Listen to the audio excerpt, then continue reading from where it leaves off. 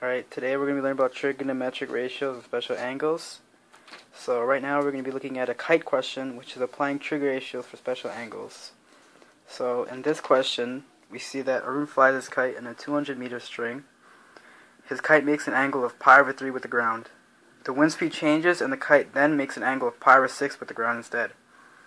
Then we have to determine expression for the horizontal distance that the shadow of the kite moves between the two angles. And then we find a distance using that expression. So here is a diagram of the question to help visualize what's going on. This is the first position, and then the wind speed changes and moves the kite to here, which is the second position. The length of the string is constant at 200 meters, and the angle of the first is pi/6, the angle of the second is pi/3, and as they're both right triangles, we can see that they are both special triangles. So by using the ratio of the sides, we can then determine an expression. So here is cos pi/3 equals x1/200. And we then plug in the ratio for the sides for pi/3. For cos is adjacent over hypotenuse, so it would then be 1/2 equals x1/200. We then rearrange the equation to find x1.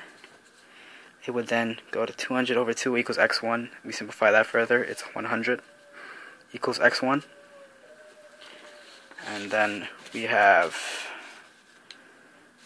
find for the second position, which is cos pi/6. We do the same method that we found the first position with, and we find the ratio, and the ratio of the sides would be, for cos, adjacent over hypotenuse would be √3/2, √3/2, and then we rearrange to find x2. It would be 200 √3/2, and that would simplify further to 100 √3 equals x2. And then we solve for the final expression, which would be 100 √3 minus 100.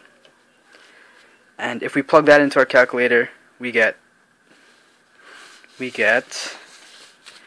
73.205 meters. Next, we'll be looking at special angles and triangles with unicircle.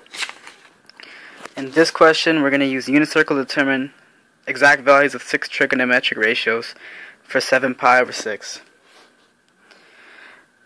Alright, so for 7 pi/6, we see that pi/6 equals to 30 degrees. We multiply that by 7. We get 210. So we see that 210 degrees in the 360 circle would lie in this quadrant. This means that tan would be positive, and cotangent would be positive, and every other trigonometric ratio would be negative.